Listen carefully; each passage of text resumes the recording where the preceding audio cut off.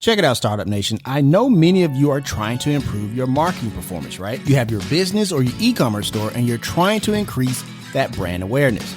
No worries, I got you. You should listen to the brand new Keep Optimizing podcast. That's optimizing with an S and not a Z. It's a marketing podcast that will provide you with not only the latest tips and advice in the game, but also you will hear from experts in their field when it comes to email marketing, SEO, and more. This is a must-listen-to podcast for my e-commerce entrepreneurs. It's hosted by Chloe Thomas, who is a 15-year marketing expert, best-selling author, and award-winning podcast host. It's already a top 20 marketing podcast in 7 countries. So clearly, you're going to get amazing value every episode. So as you can see, Startup Nation, you're in good hands with my girl CT. So listen and subscribe to the Keep Optimizing podcast on Apple Podcasts, Spotify, or anywhere you like to get your favorite podcast. You can also get more information at keepoptimizing.com. The link is there in the show notes. It's time to be about that life, the startup life. Here's your host, Dominic Lawson. All right, Startup Nation, so I hope you're ready to receive some value today. My name is Dominic Lawson, and this is The Startup Life, the show for entrepreneurs and career-minded professionals. You know, Startup Nation, there are many times within our companies and our organizations where we feel paralyzed when it comes to executing a strategy or changing course when it's time to change course. But what if I told you we had a national championship winning coach that could help us break through those type of barriers? He is the founder and president of Making Strategy Happen, a consultancy which helps committed leaders turn ambition into strategy and strategy into reality. He has earned a PhD in the psychology of human performance from the University of British Columbia and helped coach their football team to a national championship, led strategic change initiatives in the corporate world, and spent the past 25 years consulting the CEOs and top management teams across North America. He is also the author of Ruthless Consistency: How Committed Leaders Execute Strategy, Implement Change, and Build Organizations That Win. He is my good friend, Michael Canic. Michael, how's it going, my man? Great. Outstanding and great to be here. Thanks, Dominic. No worries. You know, we can definitely use your help today. Are you ready to pour some knowledge in the Startup Nation? Yeah. Cool deal. So first things first, Michael, if you would please, sir, just kind of share your origin story if you don't mind. Sure. Yeah. So I went to university for a lot of years and was always interested in 2 things. I was interested in psychology, human psychology, but I played sports. So I was always interested in the sports world. Gotcha. And then seeing how the 2 of them came together, that's what led to my doctoral work in the psychology of human performance. You know, what are the factors that help drive top performance? And truthfully, I thought, Dominic, that I would end up being a professor, but then I got into the outside world and I love the application in business and with organizations. It turns out the psychology of human performance has a lot of applications. Because in business, what are we trying to do? We're trying to grow our businesses. We're trying to, improve performance. We're trying to, get people to perform at their best. So all of this was very applicable. That's what brought me to what I do today in business. I hear that. Thank you for sharing that. Now, I know in our show prep, we saw that you spent some time at FedEx. And so you may or may not know this, but our show is based here in Memphis, Tennessee. Now, you ever take any trips to Memphis or not so much? I made a number of trips to Memphis, and I did see you guys are based out of Memphis. Okay. And I have some great memories of traveling down there. And I'll tell you, some of the best blues music I've ever listened to was in bars in Memphis. So some great memories from down there. We get that a lot. So yeah, I was with FedEx for a number of years and made a number of trips down there. Great experience. I'll tell you, I learned a lot of lessons working with FedEx, and it was a good company to work with. I hear that. Thank you for sharing that. And once again, Startup Nation, we're talking to Michael Canic, who's the author of Ruthless Consistency. Let's kind of dive into the book a little bit, shall we? So kind of talk about the impetus for this book. The impetus for this book was really failure. Seeing that so many strategic plans fail. Seeing that so many change initiatives fail. Seeing that so many good intentions fail. I wanted to get to the root of why did things fail so often. So, when I was with FedEx and I was tasked with implementing a service quality initiative, a culture of service quality, then I looked at other companies. I really dove into the literature and said, why do some companies succeed and others fail? And what I found was that there's no one thing that drives success. It's everything that leaders do. Everything has to be aligned with winning. Everything has to be done with ruthless consistency. Gotcha. No, I appreciate that. I wanted to ask you about one of your chapters, chapter 8, put the exec and execute. We have a lot of times in business or even just other leadership positions outside of business, whether it be politics, not government or wherever the case may be, where you have that leader who's kind of afraid to pull the trigger when it comes to things, when it comes to like implementing a strategy or something like that. Kind of talk about that if you don't mind. Sure. And it's not uncommon. And often leaders will feel, their job is to create strategy and other people do the execution. They'll say, well, no, other people execute. We delegate that. Well, right. For all the benefits of delegating some things and empowering people, at the end of the day, leaders can't use, empowerment as an excuse for abandonment. Gotcha. And too often they abandon their people. And then if things don't work out, they blame the people. Right. Well, the point of putting the exec and exec execute is when it comes to major strategic change, you as a leader have to be actively overseeing it. You have to be involved where it's necessary. You've got to keep the pulse of it. It's not going to implement itself. Right. Now, the name, like I said, the name of the book is Ruthless Consistency. That sounds kind of harsh, man. Why ruthless consistency? Because come on, when we talk about business and stuff like that, we kind of hear the cutthroat nature of it all. So when I think ruthless, man, I think like take no victim. Take no. Just kind of run through everything, right? So kind of talk about that title a little bit. Right. Well, one, I wanted to catch people's attention, and two, ruthless doesn't mean being cold-hearted or cruel or right. sacrificing people. What it means is an unwavering commitment to your stated goals. An unwavering commitment to your stated goals. So once you decide on what you want to achieve, once you have that compelling, clear, concise focus, here's what we need to achieve. Then make sure that everything you say and do is aligned with that. And so it's that unwavering commitment. That's what I mean by ruthless.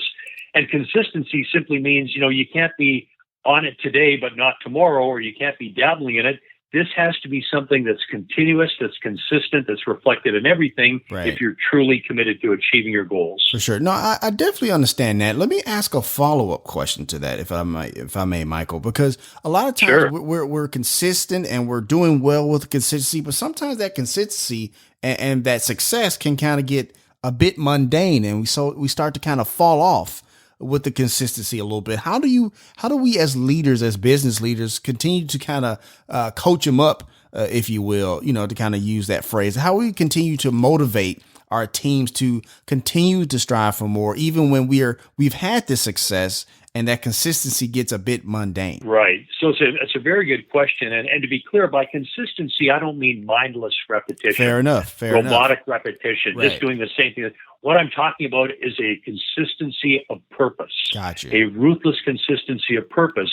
And to achieve that requires you to do different things to keep people focused and motivated. So when I was coaching, for example, if we had the same kind of practices every day, no matter what, well, the players would have gotten bored with that.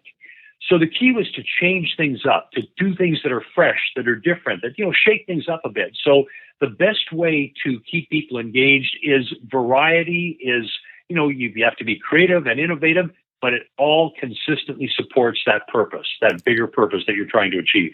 Gotcha. No, I definitely understand that, because like I said, we see so many companies and businesses kind of fall off the wayside because they forget that part. So I appreciate you sharing that, Michael. I actually want to ask you about another chapter, chapter 11. You're not a manager, you're a coach. What's the difference? Well, the main difference is coaches take responsibility for the performance of their people. Gotcha. Coaches ask themselves, what do I need to do to help my team perform at their best, to help each player perform at their best?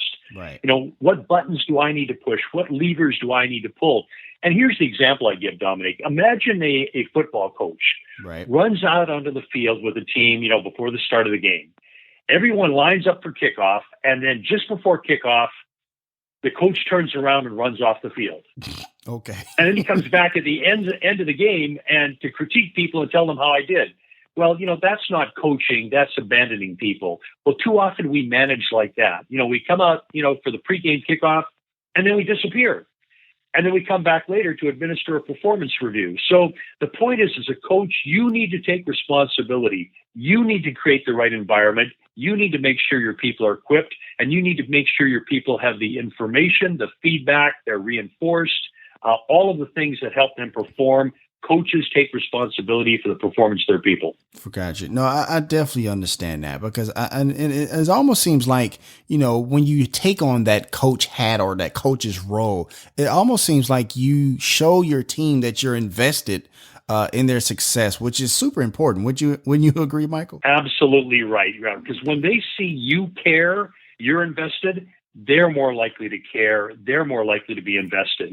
People want to do well and perform for people who care. So as a leader, you have to convey you care about them, not just their performance and success, but them as individuals too. Right. When you care about them as individuals, and then you're invested with them in that performance, now collaboratively, you're more likely to get that good performance. For sure. I'm so glad you said that, because I think we often find, whether it be coaching football, whether it be coaching people in our business leaders who are in a company like a FedEx or something like that. Oftentimes I see too many leaders where they're coaching them up, or they're preparing them for what that coach needs them to be right now, as opposed to what they can be for themselves later on. Like, for example, I need you to be this very great,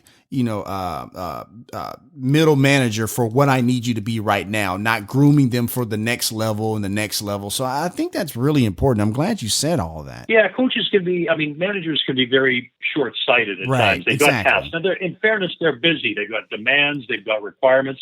So they're focused on the task at hand. But the reality is, you could be busy today, focusing on today, and you could run off a cliff tomorrow because you're not planning for the future. Right. So I like to use the term, keep one eye on the present, one eye on the future. And that's the same with developing your people. Gotcha. No, I definitely appreciate that for sure. One of the reasons why I like your book, Michael, Ruthless Consistency, Startup Nation. That book is there. That link to purchase the book is in the show notes for easy access. If you're listening to the replay on the podcast, is that you have it's one of those books where it's a working book. It's a breathing book where there's activities and there's questionnaires and stuff like that. Talk about the strategy, I guess, to put in those kind of questionnaires and those kind of workbook type items in your book. Right. Yeah. I didn't want to just write a theoretical book and say, well, here's what managers should do, or here's what goes on.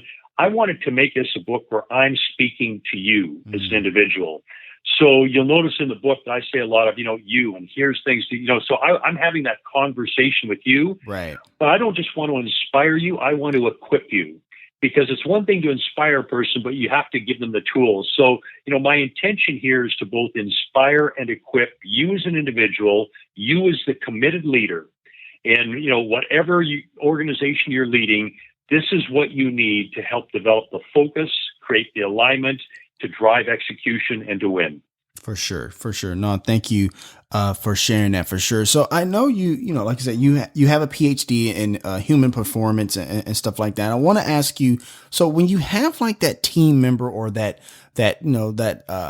team member that probably you're trying to coach them up on a new strategy, you're trying to coach them up on a new thing you're trying to implement within the organization. And for some reason, for whatever reason, Michael, they're just not getting it. It's not clicking. It's not going over well. How do you, as the leader, just kind of have that, not only the know-how to just keep going and keep coaching them up, but also to have that belief in yourself that they can be coached up, because that can be difficult. Right. So I always like to start with the assumption that everybody can be coached up. Okay. So as a leader, when somebody's not performing, look in the mirror.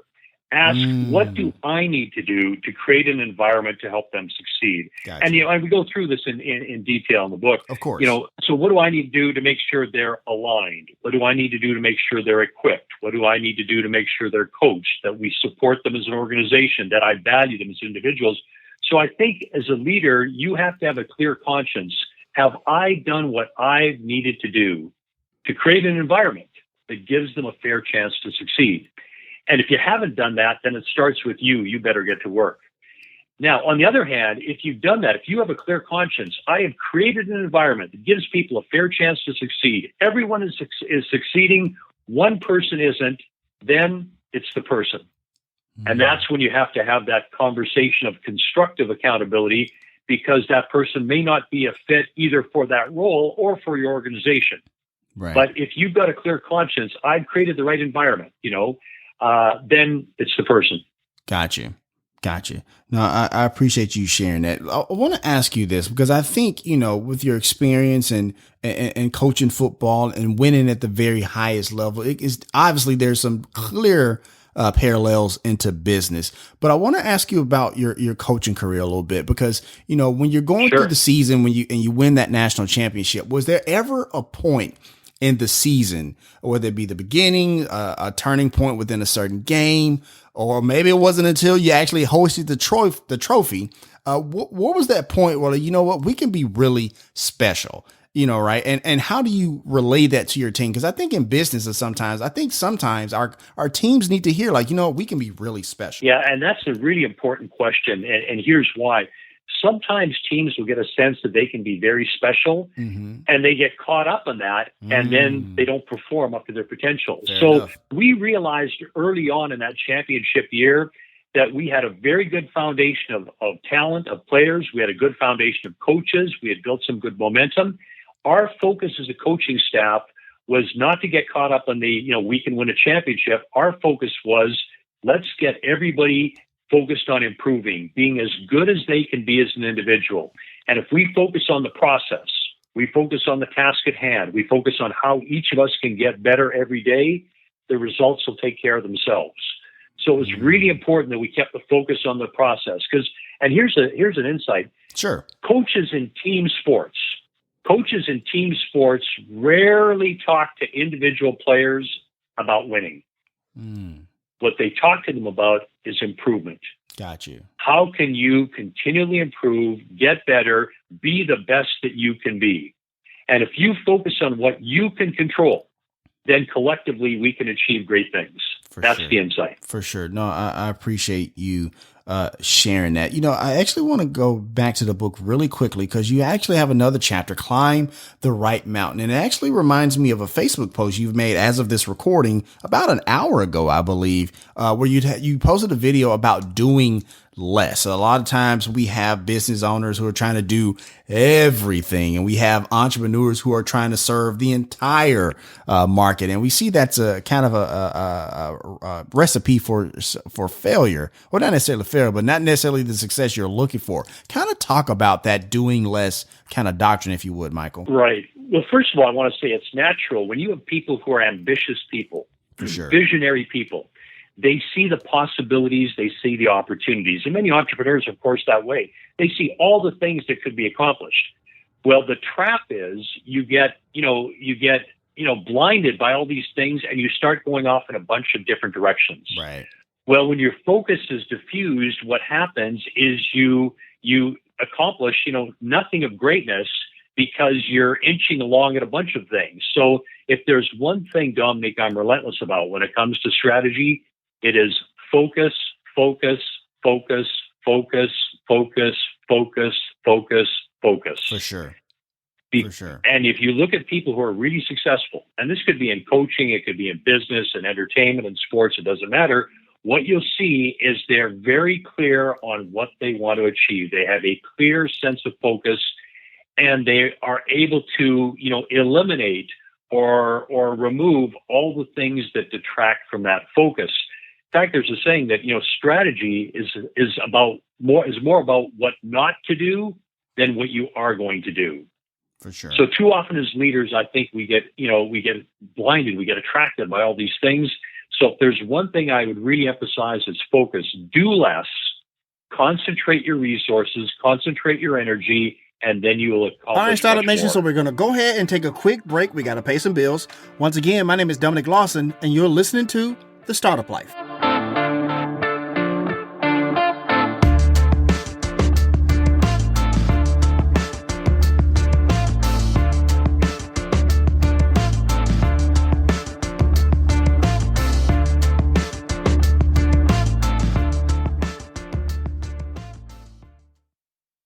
Check it out, Startup Nation. I know many of you are trying to improve your marketing performance, right? You have your business or your e-commerce store and you're trying to increase that brand awareness.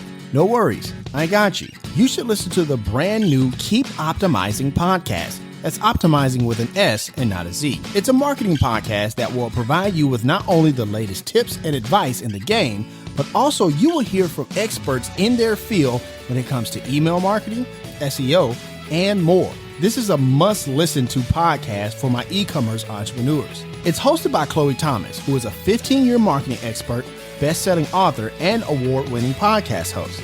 It's already a top 20 marketing podcast in 7 countries. So clearly, you're going to get amazing value every episode. So as you can see, Startup Nation, you're in good hands with my girl CT.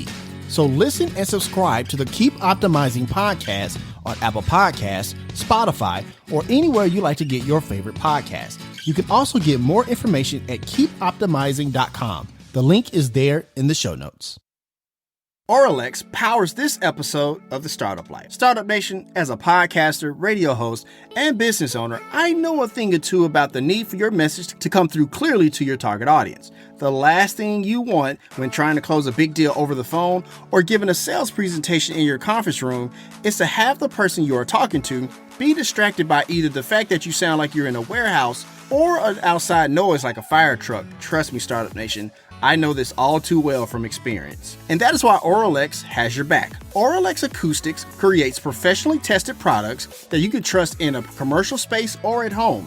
Better office acoustics improves intelligibility when video conferencing or generic conversation, reduces stress, and helps build a proactive work atmosphere. From a home studio for my content creators to your office space downtown, your gear performs better in an acoustically treated room. Trust me, you are in good hands with RLX as they are the #1 brand in acoustics, providing trusted solutions for over 40 years. Also, you can download the RLX Acoustic Treatment mobile app in the Apple or Google Play Store to give you specifically designed and instantaneous recommendations for various room types.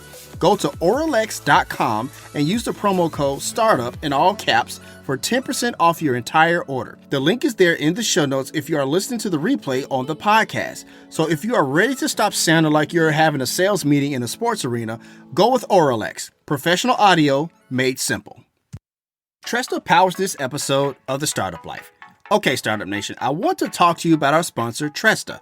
Tresta is an app for iPhone and Android that lets you do business calling and texting from anywhere. I know so many entrepreneurs that are still using their personal phone number for business calls.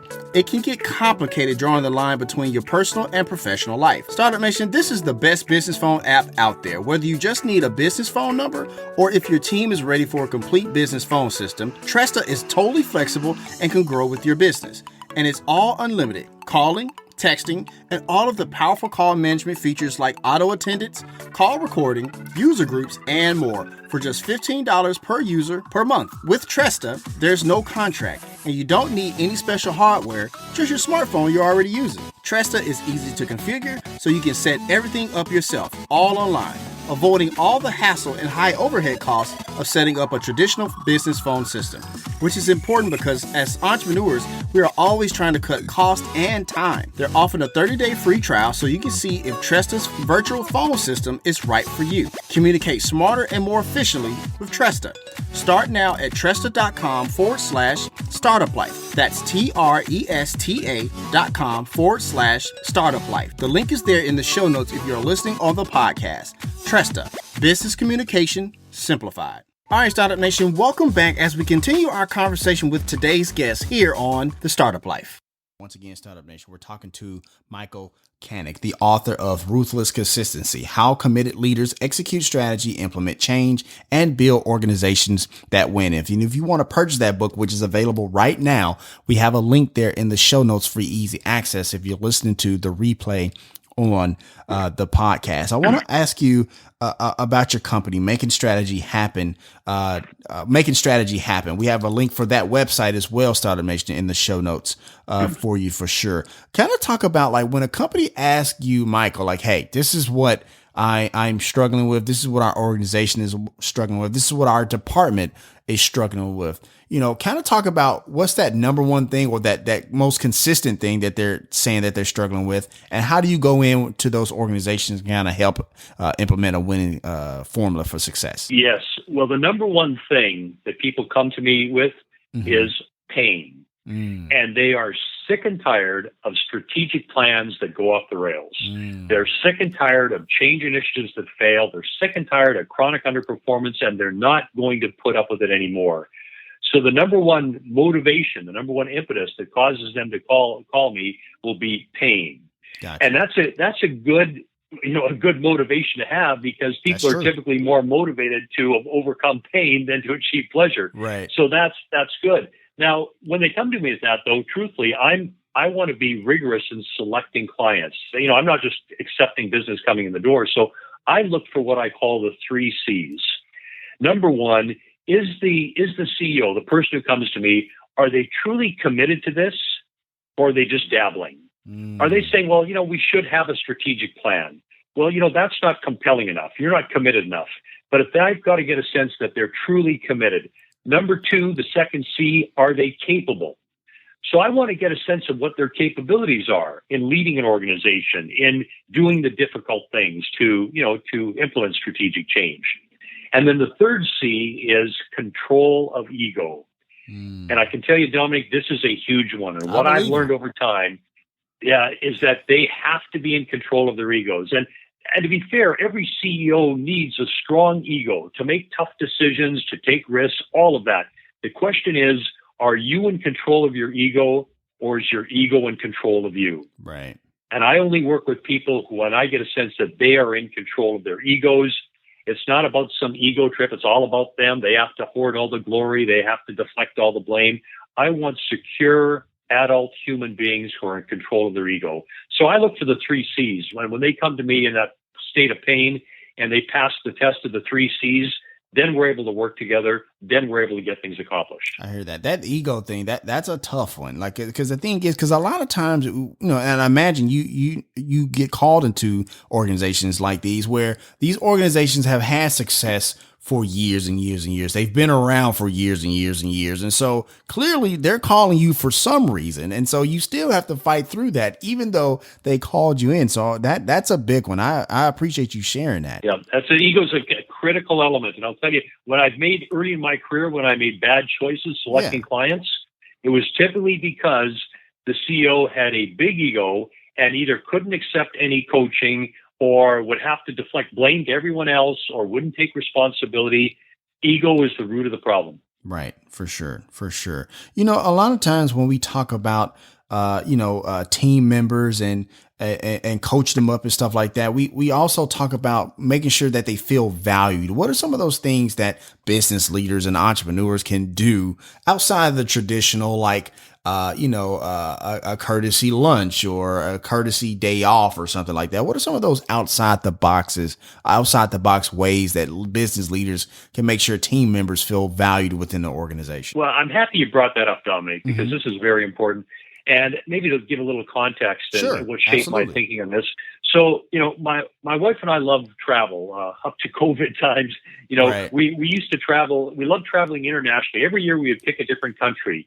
And the idea is we love learning about cultures and people and customs. And so, we've been to close to 50 countries and have just had tremendous experience. Now, whenever I travel, I like to ask people about their work. Tell me about your job. What do you like about it? What don't you like about it? How about your boss? How about the company? What's good? And I can tell you that regardless of country or culture or ethnicity or religion or any of 1,000 ways that you might categorize people, right, there are some universals.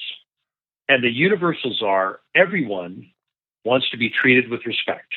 Of course. Everyone wants to be trusted, and everyone wants to feel cared about as an individual.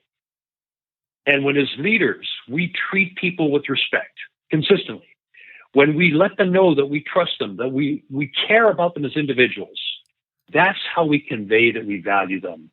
So it's nice when we do things like the day off and these other things. That's great. Right. But it's the little things that make a difference. In those little moments, those little micro connections, Am I conveying to you that I respect you as a person, Dominic? Right. Do you get a sense that I truly care about you? And we're in COVID times, and I want to know, how is your family doing, right? How are your kids doing? How are people coping? How are you making out, right? Right. When you convey that you care about people, you respect them, you trust them, that conveys value. And I'll tell you, that amplifies the benefits of everything else you do as a leader. Because think of the opposite. Think of when you don't respect people, you don't trust them, you don't care about them as individuals. When they sense that, then they're just going through the motions. They're not invested. For sure. For sure. And you bring up an interesting thing. I wanted to ask you about this because I know you talk about, making a strategy, executing on that strategy, but then you have something, I don't know, a world pandemic comes out of nowhere and it kind of throws everything in flux. How do you coach those in those situations? Because I imagine you're getting a lot of phone calls these days. I imagine you're getting a lot of people kind of panicking. Kind of walk me through some of those conversations, if you don't mind, Mike. Sure. And the point is there's still a role, and people say, well, geez, my strategic plan's gone out the window. What do I do?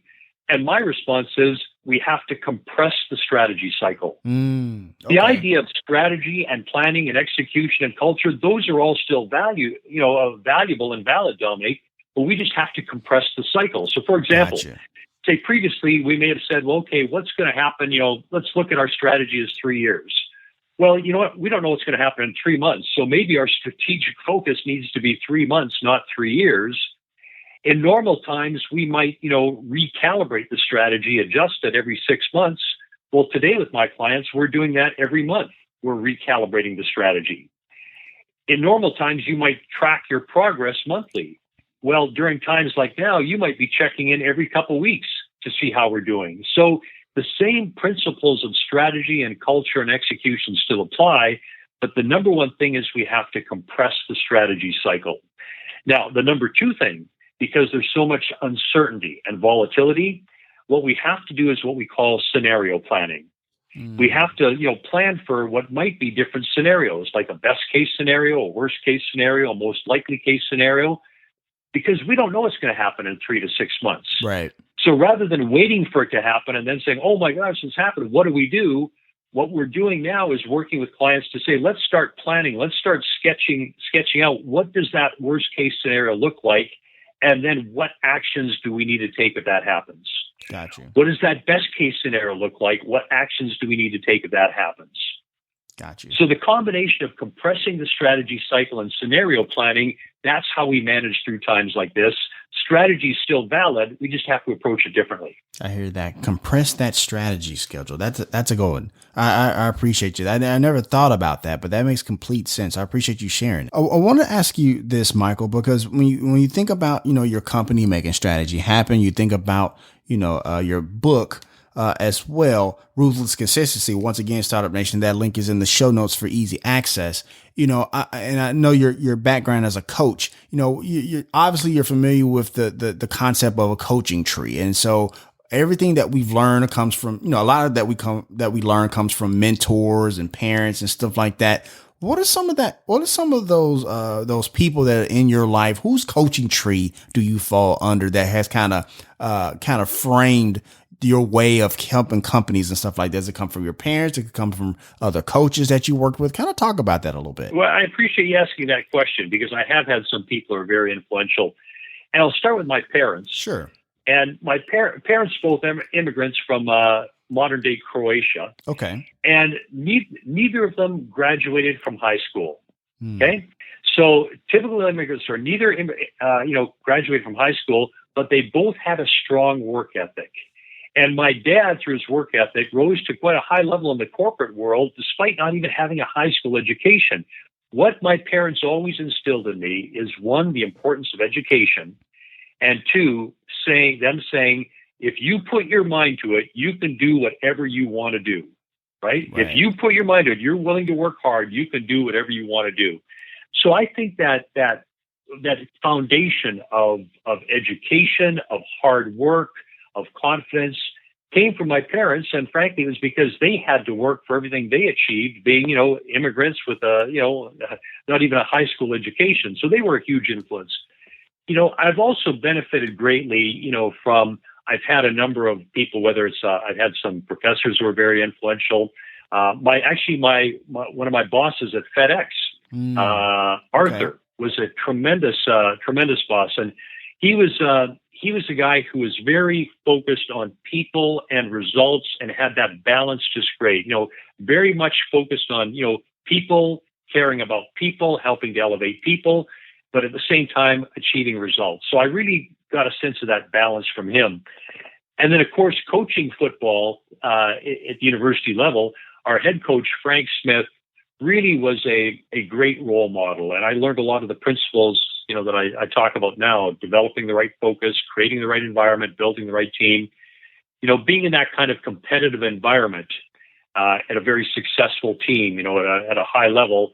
I learned a lot from him as well. So I'm the very fortunate beneficiary from many people, parents, football coaches, professors, bosses, colleagues. I learned a lot from my clients as well. Frankly, they all have had a role in shaping, my thinking, my ideas, my approach. I owe a lot to a lot of people. For sure. No, I appreciate that, because I think, how we go about our lives, how we, tackle the success that we're seeking. A lot of it comes from those people, who are from our past, our mentors, our parents and stuff like that. So that's why, I wanted to ask you about that as well. Let me ask you this, because I know that, you're a big sports fan. You like Formula One racing and college football and stuff like that. I'm curious about this. We're trying to restart college football, restart sports and stuff like that. Kind of give some commentary on that from a strategic standpoint, if you will, because it's not just a simple matter of just opening the stadiums and rolling out the balls and just having at it. There's a certain type of strategy that needs to come with it, because we're dealing with this pandemic and stuff like that. So kind of give your commentary on that a little bit, if you don't mind, Michael. Sure. And, we're seeing this in sports and other realms right now. Absolutely. But we've got We've got competing objectives and competing interests. Right. We don't have alignment. So, for example, some will say, well, safety first, we should, have to shut down everything. Right. Others will say, well, let's just go ahead with everything and we'll see what happens. Those are two extremes. Exactly. So, college sports has been caught in between there, saying, well, on the one hand, one of the interests is, fans would like to see it continue. The players want to compete. There's tons of money involved, as everyone knows. So that's what's driving it, towards it. On the other hand, the other interest was hold on safety. If we're actually going to be in a situation where we've got people in close quarters, with different people not knowing who might or might not be infected, this is just a perfect storm for spreading of the virus. So what we're dealing with now is navigating competing interests and trying to find the right balance of them. Right. And different people are coming to different conclusions, just like some of the sports conferences are playing football, others aren't. Right. So I think right now, it's an example, and I'm not saying there's an easy solution, but it shows that when there's not a shared alignment, when people aren't aligned around the objectives, what's the priority or what are we trying to do, then there are different approaches being taken. So, and we're witnessing that right now. It's just you have these competing interests, competing beliefs and views as to how we should deal with this. And that's why we've got the conflict. This is a big experiment that's going to play out, and we'll see what happens. Yeah, it's a very difficult time, because it's like there's so many scenarios. There's so many things to keep in mind, just for, to kind of go in a different realm here. We actually recently went to a restaurant, not so long ago, during the pandemic and stuff like that. And I was saying, hey, can I have some ketchup? There's no ketchup on the table. And they brought me like a cup of ketchup, and it didn't dawn on me until they brought me the cup of ketchup to like, oh, we can't all be touching this bottle of ketchup around because of COVID or whatever, right? So it's like, it just goes to show like the little small things and the intricacies that we are asking college presidents and athletic directors to kind of keep in mind when it comes to college sports or in other realms of life. But it's just so nuanced, and it's a very complicated problem.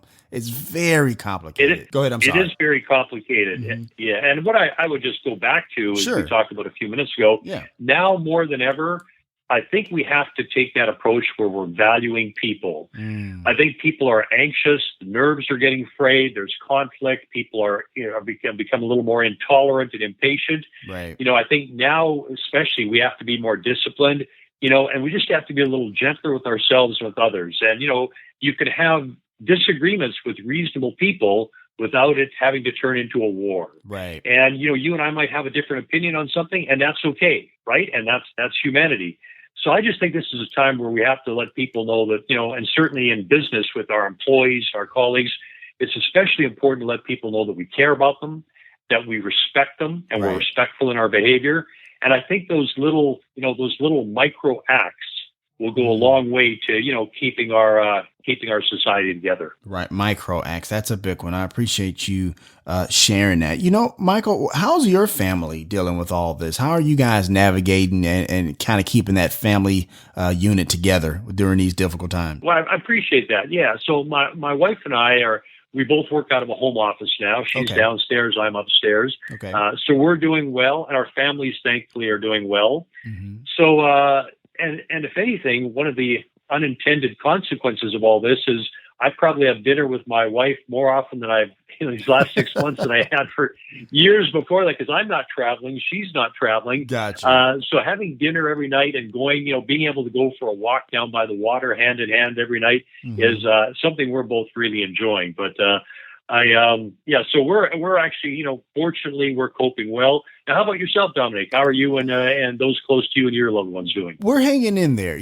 School has started back recently, so I'm not only a podcaster and entrepreneur, but I'm also the PE coach and the social studies coach here, teacher here. So it's been kind of fascinating to kind of, navigate all those hats and stuff like that. But, we're hanging in there. My daughter, her birthday was in May.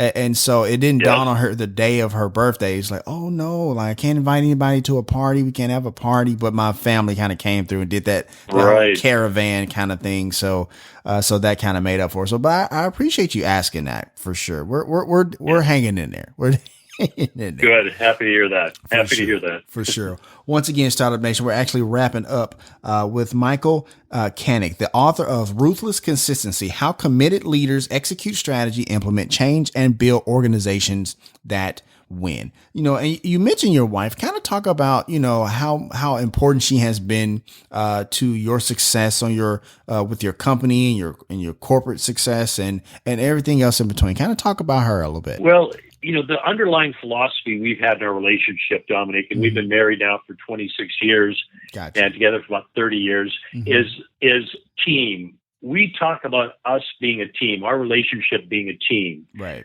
So we're always saying what's best for the team and what being a good team member, what does that look like? So, we're team members in life, in love and adventure.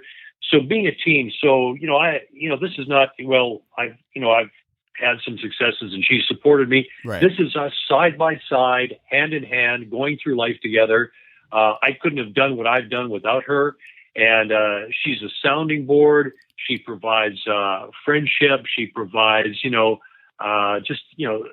provide support. Our home just really, really complements everything I do. So we really look at it as, we're stronger together than as individuals apart. We're a team.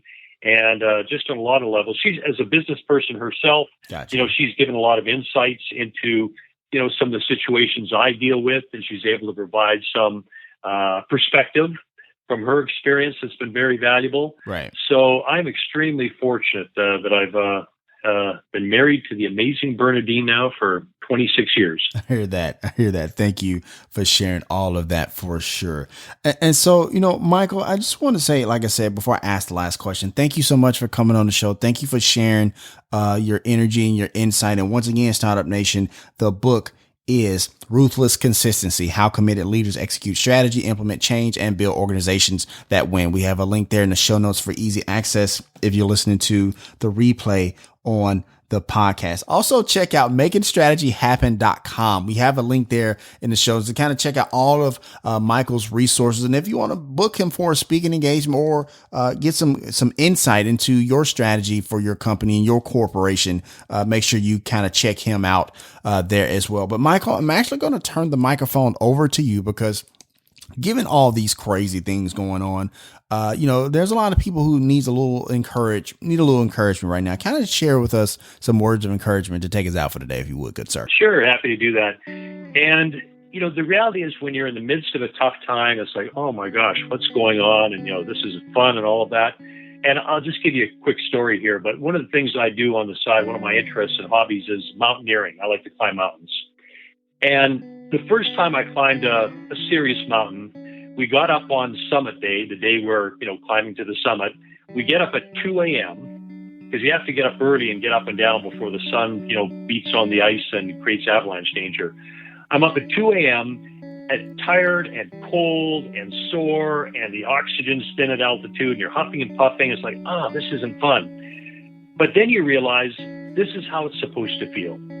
If we're going to get to the summit, this is how it's supposed to feel.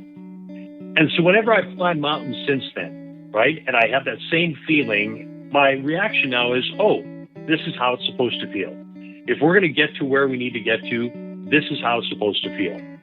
So my message to everyone is, you know what? Yeah, it's tough right now. It's uncomfortable. There's pressure and all of that. But you know what? This is how it's supposed to feel. Keep persevering. Keep focused. Keep driving. This is a time to test your mettle, and your capabilities, embrace the challenge. And when we come out of this on the other end, you'll look back and you'll feel proud of what you've done and what you've accomplished. So be motivated by the fact that looking back, a year, 2 years from now on the you of today, how would have you wanted you to act during this time of pressure, during this time of adversity? So now's your chance to rise to that challenge and to overcome the adversity. Yeah, is there going to be some pain, some difficulty? Yes, but this is how it's supposed to feel. We'll get through it. I hear that. This is how it's supposed to feel. And I appreciate you sharing that because I think in the midst of crisis, sometimes we forget that there's another side to it. There's the coming out on the other side to it. I appreciate that. And that's Absolutely. For sure. And that's going to wrap up this session of the Startup Life. We want to thank Michael Canic for coming on the show. Michael, thank you so much, my man. Hey, it's been a great pleasure. Really appreciate you having me. Thanks, Dominic. No worries. And as always, Startup Nation, if you have an idea, be about that life, the Startup Life. If you want to let us know what you think about our show, have an idea for a show topic, or would like to advertise on our show, send us a message on the Startup Life Podcast Facebook page. And while you are there, like and follow our page as well. It's a great way for us to engage with you, Startup Nation, and really grow our community. The link is there in the show notes. Subscribe to the show as it can be heard on Apple Podcasts, Google Play, Stitcher Radio, Spotify, or even on your Facebook timeline or any other platform you like to get your podcast. If you are listening on Apple Podcasts and you find our content valuable, please give us a 5-star rating as it will help us climb the charts and help more people find our show. You can also listen to the show on the Startup Life Podcast new website. There you will find the all-new startup blog where I write on many topics that are interesting and helpful to you on your path to entrepreneurship. And hey, if you have an idea, be about that life, the Startup Life.